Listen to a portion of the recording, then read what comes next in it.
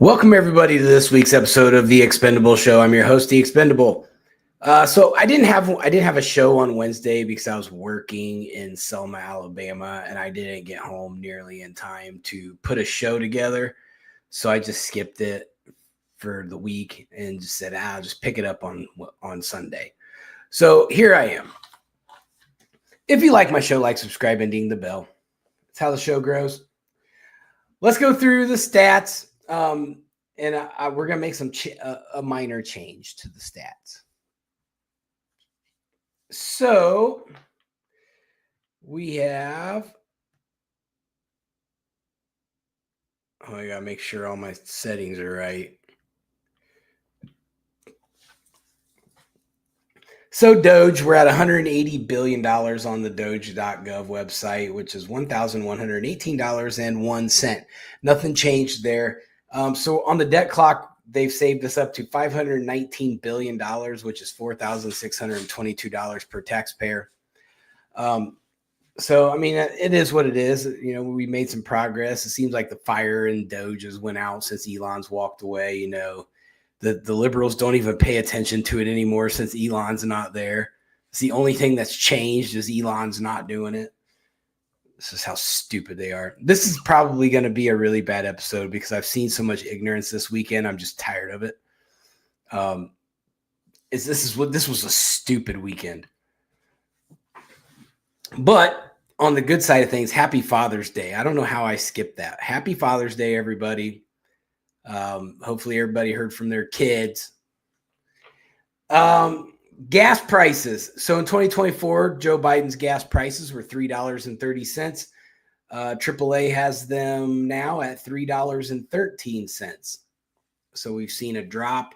Yesterday here in Locust Grove, it got down to $2.37, like almost $1 less than Joe Biden.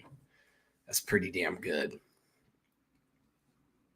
Mortgage interest rates. So once again, Jerome Powell still not getting on board, still playing the game. Getting tired of Jerome Powell. But it was 6.7 in 2024. The interest rate's at 7.0 right now, which is ridiculous.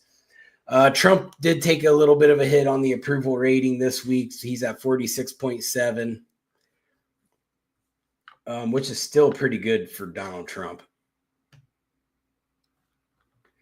The Dow Jones closed on Friday at 42,197.79. So first topic of discussion. So we've got a lot of topics to discuss, so we're going to try to get through them all. The 250th United States Army Parade that Trump put on. So as everyone knows, the liberals have painted this as Donald Trump's expensive birthday party. They told the government told you this was not going to be like that. They said this was going to be that this was going to be a military parade to honor the Army's birthday.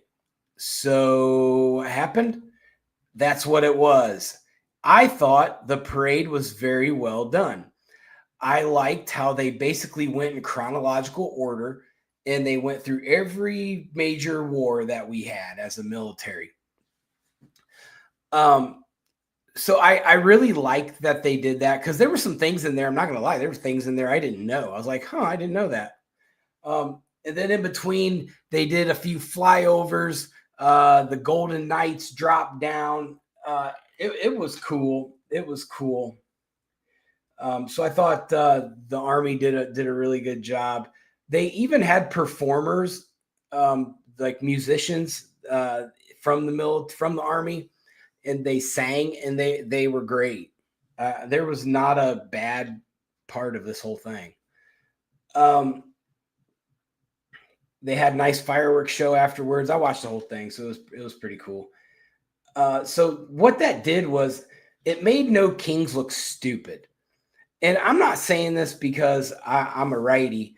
I'm saying this because that's what it was. Because when you're in the military and you take a step back and you look at the weekend's event and you go, man, we got bashed all week. The United States Army's birthday party got bashed all week because the left decided they wanted to paint this as Donald Trump's birthday party, but really Donald Trump was trying to do something for the Army and show a little pride and patriotism and let the world know, like, our Army is legit. Like, we love our military. And No King shit all over that this weekend.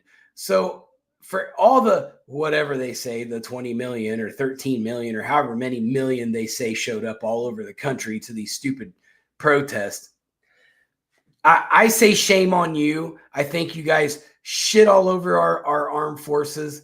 And I hope, and I know they have, because I've talked to so many military personnel since then, and they said, okay, we see what's really going on here.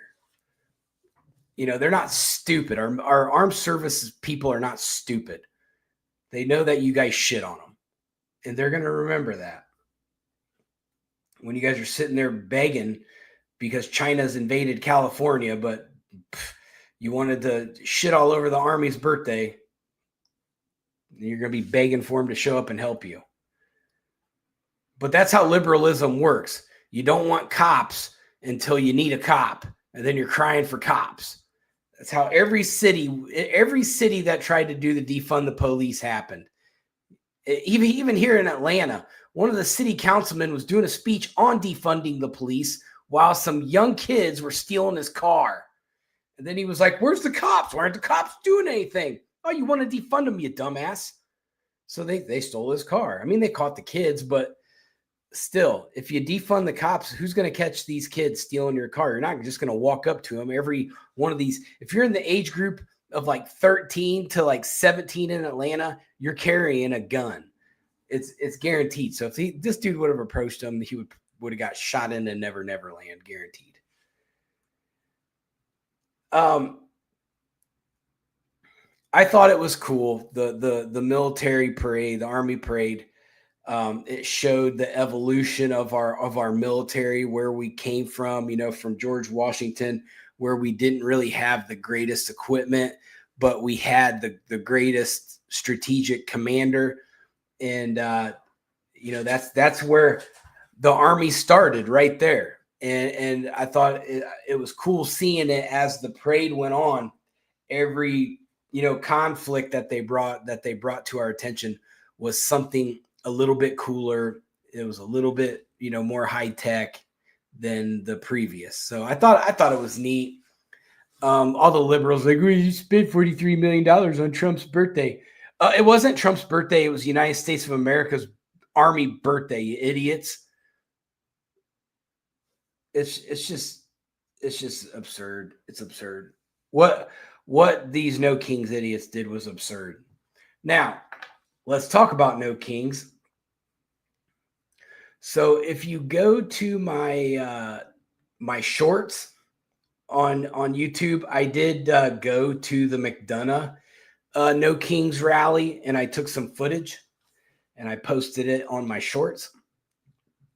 So I eyeballed it, and I saw maybe 200 people. All these idiots were eating me alive on TikTok when I posted it. All these McDonough people are like, there was a count of 463 or 462. I was like, 200, 400, who cares? What matters is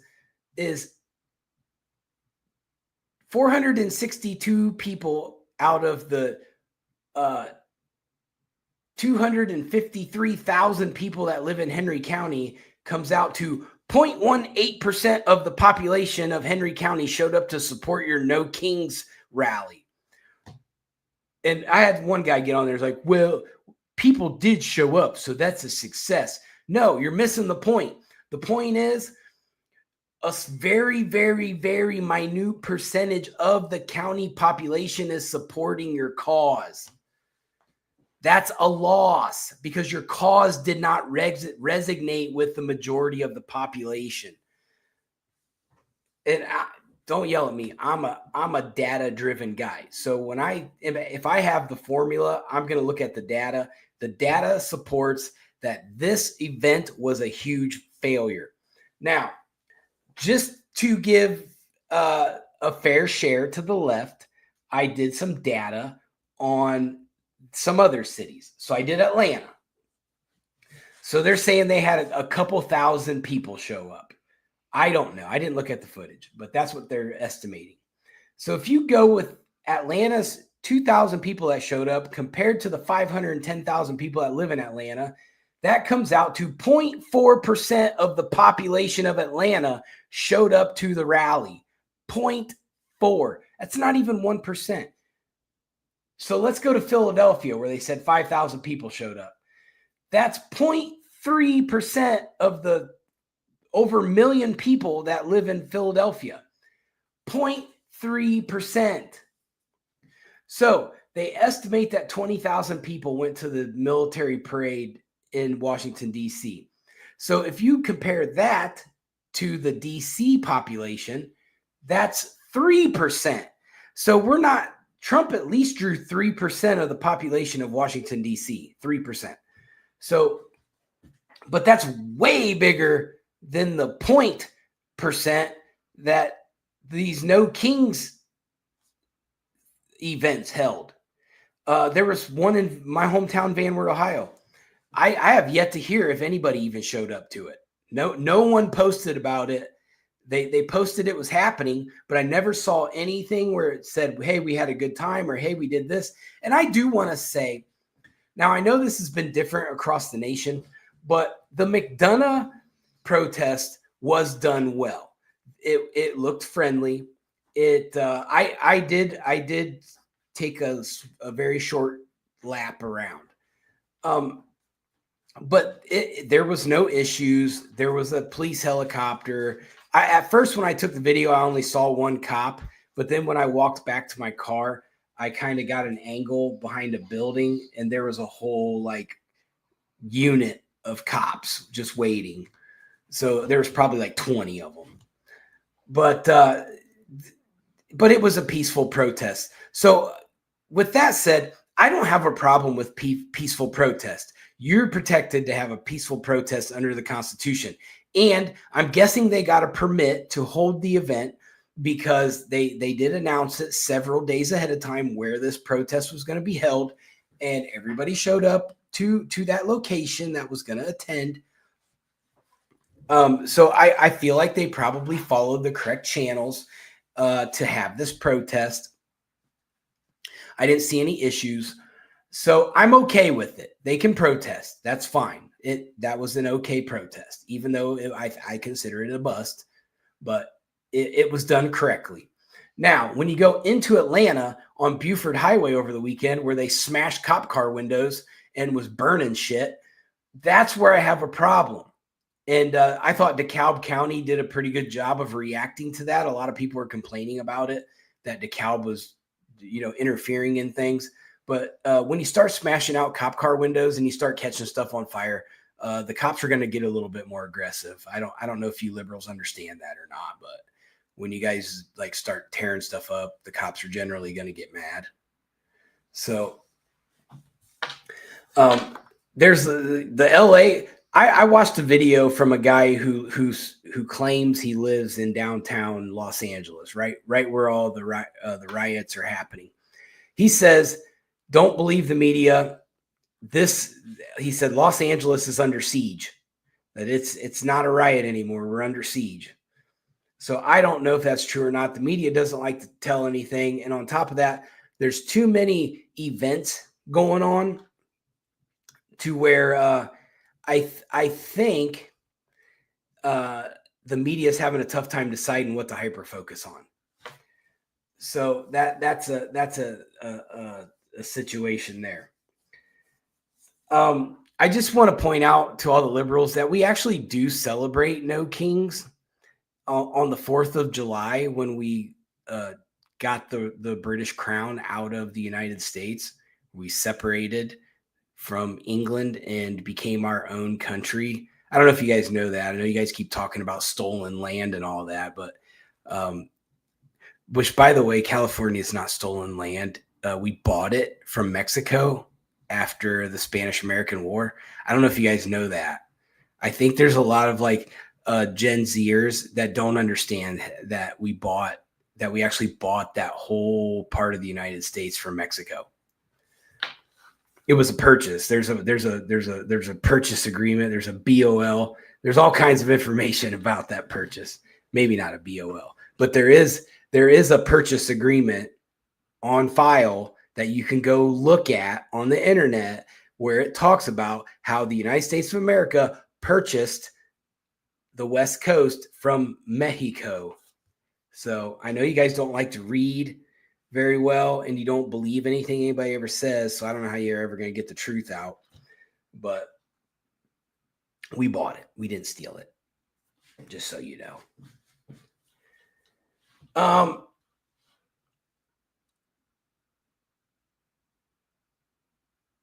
So I thought that overall, once the parade started, it completely debunked No Kings, simply because the parade was a parade of the United States military. There was no king celebration. Donald Trump barely did anything at this event. He just sat there and stood up and saluted military personnel every once in a while.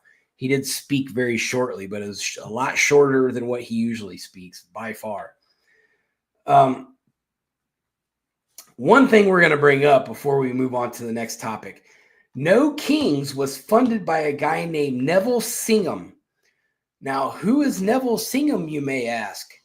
Neville Singham is a socialist that wants the United States of America to be very socialist. He funded No Kings, which is the same thing that George Soros does. Now, Soros probably had to, these guys are both, Soros and Singham have been summoned to Congress. So they're going to have to answer for how they fund things. Neville Singham is an evil dude. He is just like George Soros. And he wants nothing better than to turn our country into a real dictatorship where they can control everything. They make no mistake, you stupid Gen Zers, go read what socialism is. It's not Bernie Sanders in a big party.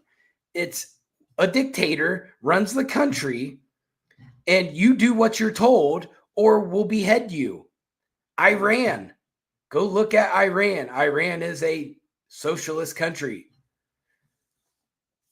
So I just don't understand how you guys continually back this. It's the same thing as the LGBTQ community backing the Hamas and the Palestinians. You can't be gay in those countries. They will kill you. So it's the same concept, and it just doesn't make sense. The left is very, very confused. These kids they come out of school and they're just so confused because they get these narratives ran down their throat, and there's nobody around them in these universities to tell them, like, hey, that ideology is way off. It's way off from what you think it is. Because these college professors, they like socialism too. I don't know why, but they do.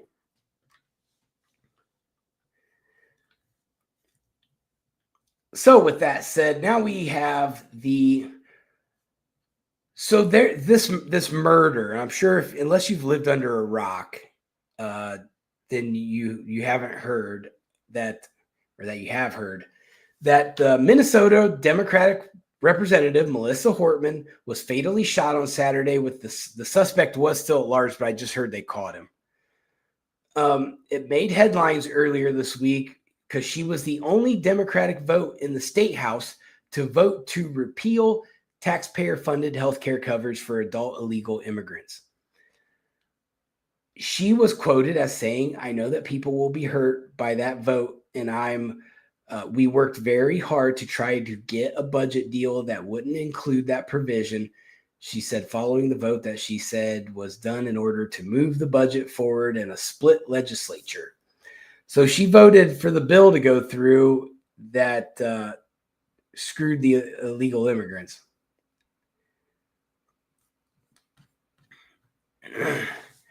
Now, also, Senator John Hoffman and his wife were also shot Saturday, and they were hospitalized and they went through surgery. Hortman's husband also died in the shooting. So Hortman and her husband died, and Hoffman and his wife were also shot. But I believe they were okay. I think they're out of surgery and they're fine, or they're going to recover. They're expecting a recovery. So this is going to be more complicated, I think, than what we think it's going to be. First, it started off as Republican radicals assassinating people. Then it turned into, he worked for Tim Walz. He was appointed by Tim Walz. He is a liberal radical. And now we're back to he's a Republican or he's a MAGA radical. So I'm not real sure what is going on with this guy. It's believed to be politically motivated. The specific motive is unclear. Minnesota State Highway Patrol posted on X showing that no king signs were in the suspect's vehicle. Said Tim Walz put out a statement. He said, given the targeted shootings of the state lawmakers overnight, we are asking the public to not attend today's planned demonstrations across Minnesota out of an abundance of caution.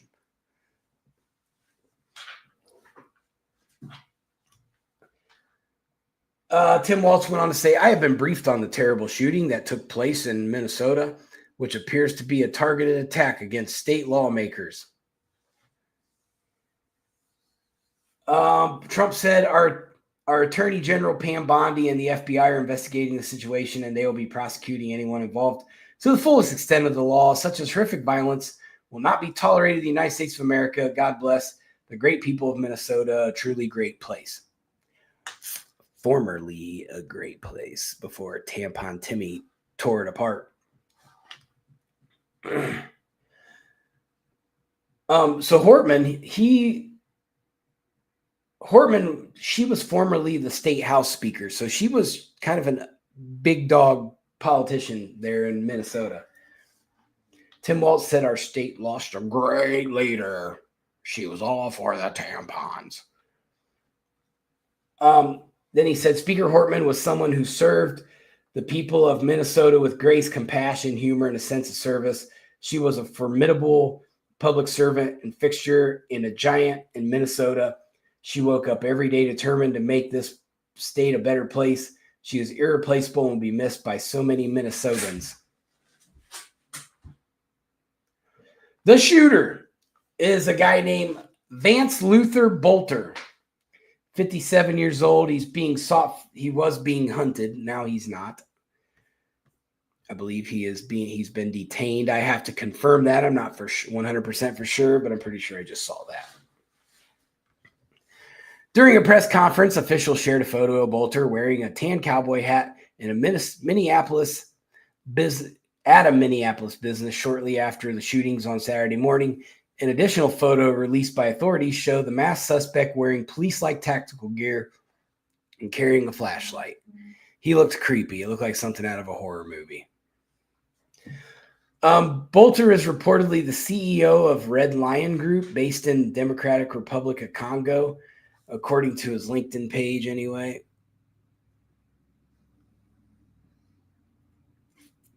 He's also listed as director of the Praetorian Guard Service.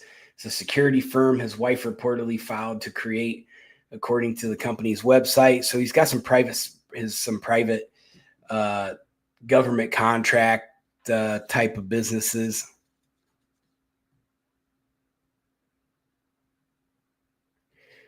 Oh, they have not caught him yet. They found his car. Okay. So on his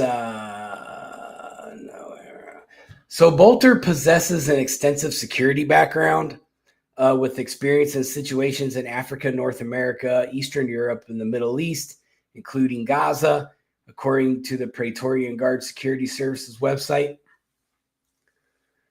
He's reportedly received security training by members of the U.S. military and private firms, with the business's website showcasing photos of tactical gear and other law enforcement style uniforms. So I think it's kind of weird because I think they're saying that this guy was an evangelical minister. I think that's what they've done. They're saying that he was a conservative, that he was a Trump voter, Trump supporter, and that he had a big list with Ilhan Omar and several other. Tim Walz was on the list. So I'm not sure. I'm just not sure. If it doesn't matter what party he belongs to, this violence isn't good. This isn't going to be good. We all parties, all participants should be condemning it. The left, they went from condemning it to defending it to condemning it. So I mean, their shit's all backed up. They don't know what they're doing half the time. They just go with whatever attacks Trump. Whatever attacks Trump, that's what we go with. Oh, it says that the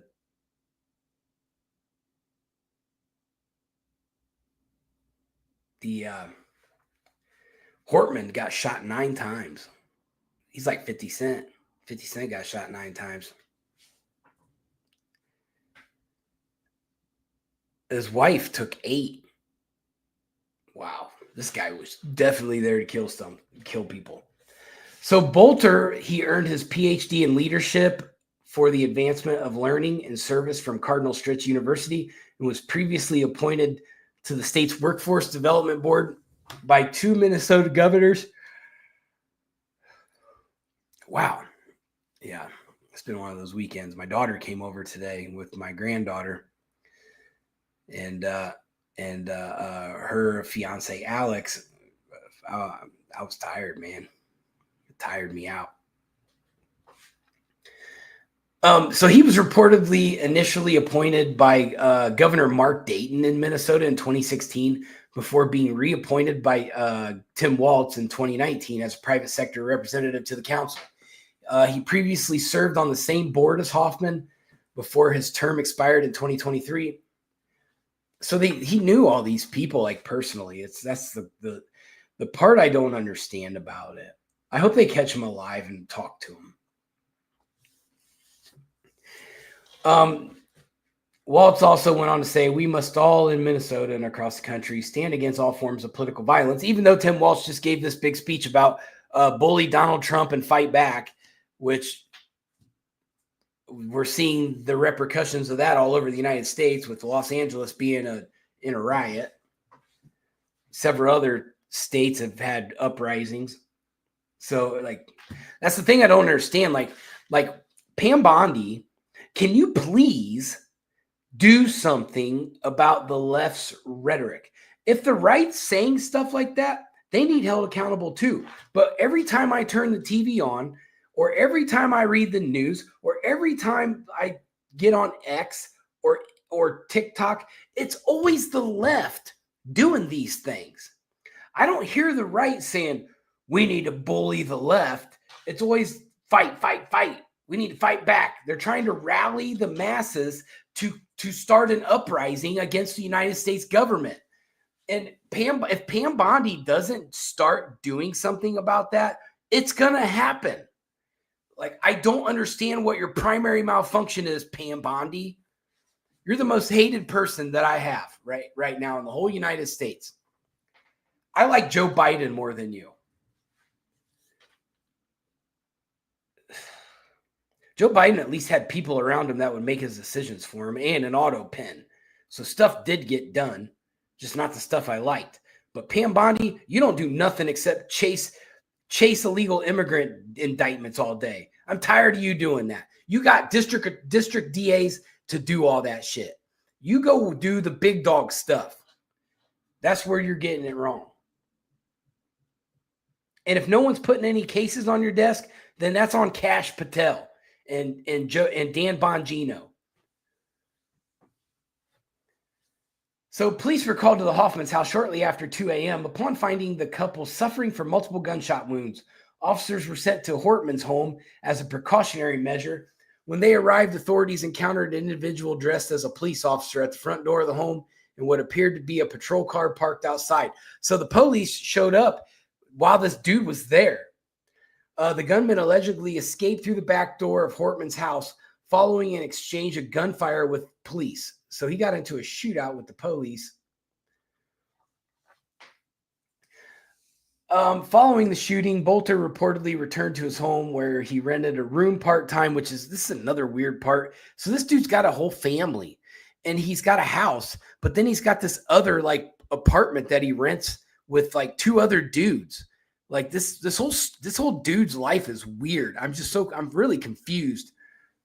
And that's why the evangelical group, you guys are not going to like me for saying this, but y'all need to chill. Okay? There's a fine line between being aggressive towards something and stepping across the line and motivating yourselves to the point where you want to kill people. You can't cross that line. And I know this doesn't apply to every evangelical, but y'all know that you got at least one dude in your church that thinks that way. And y'all need to rein him back in and say, nope, we're not going to cross the line, because God doesn't give us he doesn't give us messages to go murder people. That's not God speaking to you. So, there we go. They was found with several. So following the shooting, he went to that other apartment, and he then texted his two roommates. He said, "I love you guys. I've made some choices and you guys don't know anything about this, but I'm going to be gone for a while. I'll be dead shortly. So I just want to let you know that I love you guys both. And I wish it hadn't gone this way. I don't want to say anything more and implicate you in any way because you guys don't know anything about this, but I love you guys and I'm sorry for all the trouble this has caused." They found several AK style firearms in the suspect's vehicle, along with a pile of No Kings flyers. So that's that. I'm still waiting to see all the facts that come out of that. Like I said, it's a very weird case. It's super weird. And I certainly hope that Trump's already come out and said the violence is not acceptable. So real quick, before I move into the Israel-Iran situation, I want to speak on Alex Padilla. So Alex Padilla is a troublemaker. I'm going to throw that out there first. So he is a senator, and I believe he's from California, but he wanted to try to get to the stage while Homeland Security Director Kristi Noem is giving a speech. You can't just do these things. Like these liberal politicians think they can just show up wherever they want and start a problem, and then they wait, and when they get body slammed to the ground and get handcuffed, then they start crying like a bunch of little bitches. That's not how this works. You guys are all actors and theater majors.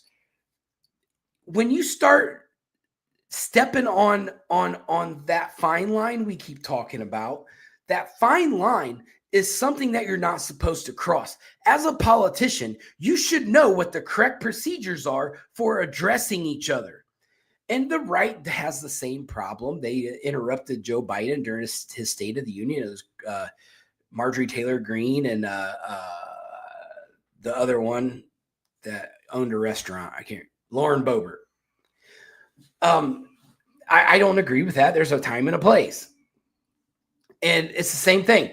Alex Padilla tried to cause a problem, and then he got dealt with. And now he's crying every single day on TV going, this is a travesty. This is what's happening to our government. No, security is heightened in this country because you dumbass liberals keep gaslighting your people. So now when we look at the left, we don't know if you're harmless or if you're going to do something stupid. Because you had two lefties try to assassinate a president. You had a lefty try to assassinate the governor of Pennsylvania. And then who knows what the truth is about this dude going on right now that killed those two politicians. We have a violence problem in this country. And nobody wants to deal with your shit, Alex Padilla, because when you aggressively approach a cabinet member that's under scrutiny, that gets daily death threats, you're going to be treated like an aggressive combatant. That's how it works. If you don't like the heat, get your ass out the kitchen, says Coolio. And he's right. If you don't like the way you get treated, don't act like a dumbass. Fact. Facts. That's the typical FAFO situation right there. You want to act like a dumbass? You're going to find out. Alex Padilla, you have zero aggressiveness training. So you got dealt with like the little girl that you are. And now we get to hear about you cry on social media every day about how you got dealt with.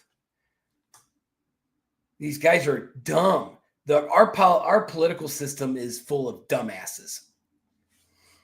I have zero doubt. Now you got Alex Schiff siding with Trump on stuff. Like, what is going on? Or Adam Schiff. Alex Schiff was a dude that I wrestled against in high school. I always get them mixed up all the time. Adam Shifty Schiff is, gosh, I probably say Alex Schiff's name so many times and I don't catch it. So he probably is like, bro, why are you saying my name like all the time on your show? And I do it on TikTok too. And I think I've even spelled it out as Alex Schiff on X several times. Anyway, these politicians are weird.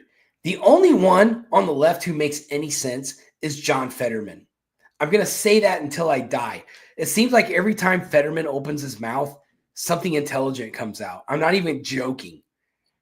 And I remember at one point I was like, this guy is a turd, man. But something happened after he had a stroke.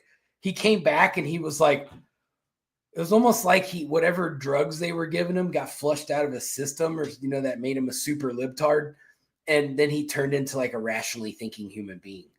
Because he is rationally thinking now. He's still not a Republican. He still is a very liberal-minded person, but he's more moderate now than what he was. So, I mean, it's weird. I could probably sit down and have a really nice conversation with John Fetterman. Just saying, I don't mind him. I watch him when he's on his show, on like talk shows, and he usually makes sense. Okay, so now that we got that stupidity out of the way, let's move on to the next round. Israel has listen, this is, Iran is probably going to get flattened, or they're going to get to the point where Israel is going to flatten them and they're going to throw the white flag out there. Because in my opinion, Iran is a country full of cowards. I believe, simply because if you have to pay lackeys to do your dirty work, then you're just masking that you're tough. Like, you're not really tough. If you got to have, a bunch of infidels running around and a bunch of little low-key terrorist groups like Hezbollah, Houthis, Hamas, if they got to do your dirty work, you really ain't that big and bad as what you think they are. And then it's coming out that Hezbollah actually has a better military than Iran. And you see what Israel did to them. So we'll go through the chain of events that way in case people don't know. The Israel Defense Forces, the IDF, launched a sweeping strike on Iran following months of attempted and seemingly failed nuclear negotiations.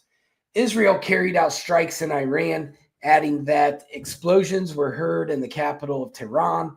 Israel said it launched, they're calling it Operation Rising Lion, ironically, to target Iran's nuclear and missile infrastructure.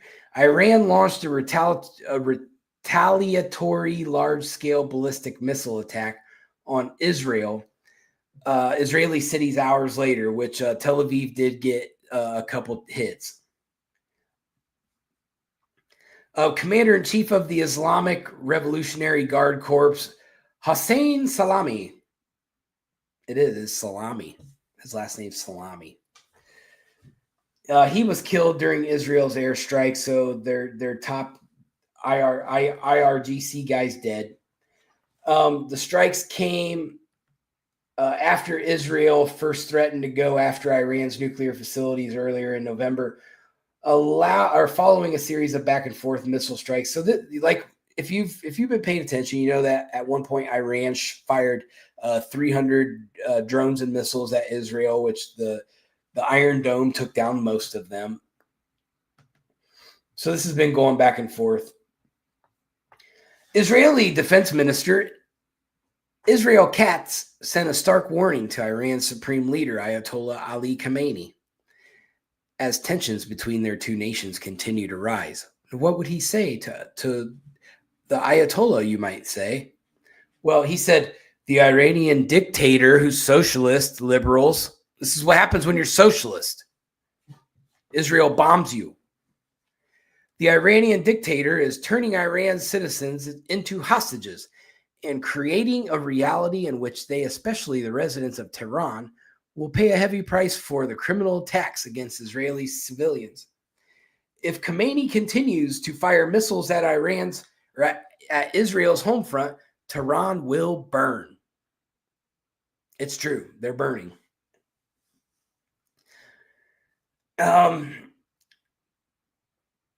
So one thing Elon Musk did, so Trump is playing a different kind of card now. I think he was still kind of hopeful that there would be like some negotiations on today that they had originally planned for a nuclear talk today with Iran, but that's off the table now. So what Elon Musk did was he went out and threw up a bunch of Starlink satellites over Iran, so the Iranian people can have access to the internet. So why would he do that, you might think? Well, because now Trump can put out the message, hey, now is your time to uprise against the Ayatollah.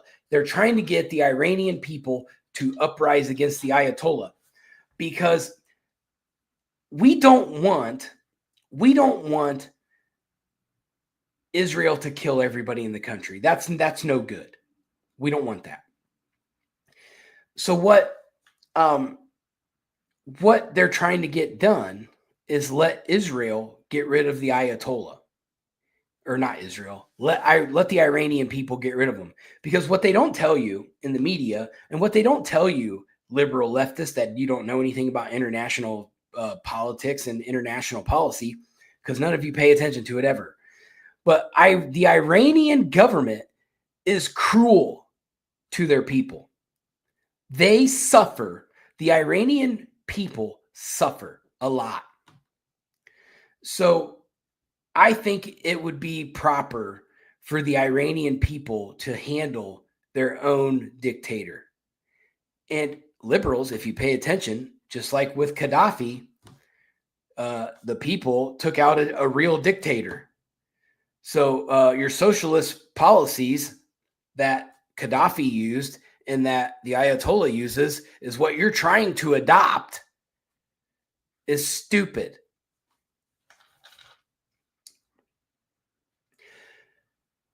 During a Friday appearance on Hannity, Mark Levine, the host of Life, Liberty, and Levine, who I used to kind of be a fan of, now I'm kind of falling off a little bit, he called on Musk to turn on Starlink for the people of Iran.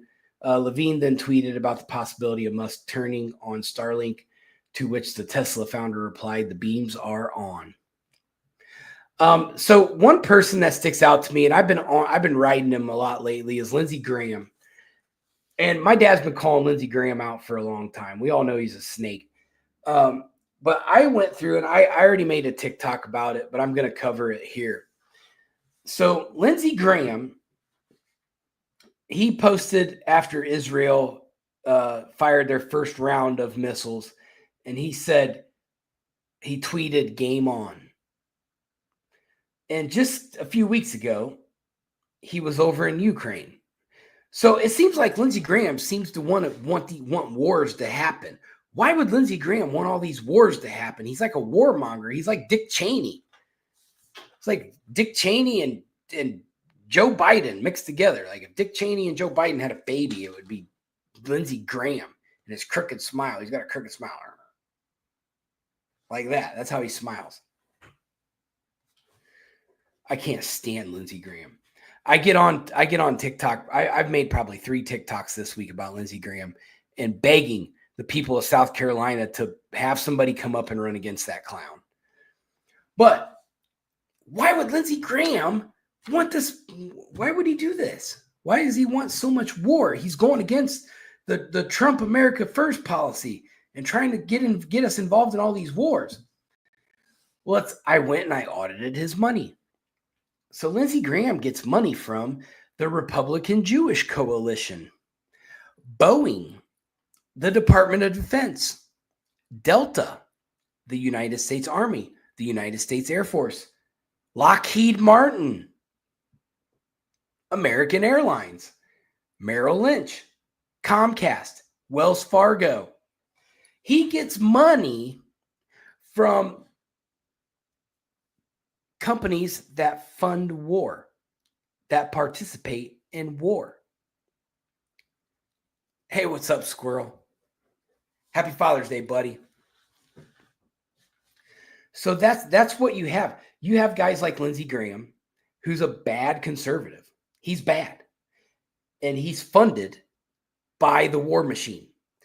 And so that's why you see him in Ukraine. That's why you see him tweeting about, hey, let's go massacre Iran. Thanks, Sean. I appreciate it. So Lindsey Graham, you got to keep your eye on the guy. He's a weasel, and he gets in front of everybody. And he's like, oh yeah, man, I'm all for Donald Trump. But as soon as Trump ain't around, he's like, let me go find something to get involved with. So he's a warmonger. He's that typical old school GOP that funnels money through, the defense contractors. There's still more of those types of people in Congress. They're not gone. There's less of them than what there used to be, but they're still there. So, we got to get those guys out of there because they vote based upon, obviously, Lindsey Graham does what these contractors are paying his campaigns for. The Republican Jewish Coalition dumps the most money of that Lindsey Graham gets. It comes from them. So, anything Lindsey Graham does that has anything to do with Israel, he's going to go full steam ahead because that's his number one donor. And it's the same thing with like Lockheed Martin and Boeing. Those guys donate a lot of money to Lindsey Graham. So what's he going to do? He's going to figure out how to keep the military contracts coming into those companies. So that's pretty much the gist of it. So we covered a lot of stuff this week. And unfortunately, I just don't think that the madness is over. I don't think we've heard not even close to all the facts that have to do with this gentleman that killed those two Minnesota politicians. I think there's going to be a lot more information come out on that. So I'm not going to pick a side on that or say, too much about that. I'm just going to report the facts on that because I'm not quite 100% for sure, what all happened. It's just when the more information that comes out, it just gets weirder. So I'm just going to let it all play out. And then I'm going to look at it through a real fine lens. And then I'm going to kind of dig through it and see if I can come up with a conclusion. But as of right now, it looks like he may be a evangelical radical on the right. So that violence isn't necessary. We don't need to do those things. All you have to do as conservative is just sit back and let the liberals self-destruct. Just let them do it. You don't have to do nothing. They'll do it themselves. And just sit back and let it happen. Stay out of their little protest. I know there's a lot of conservative content creators that want to get in there and rattle the chain.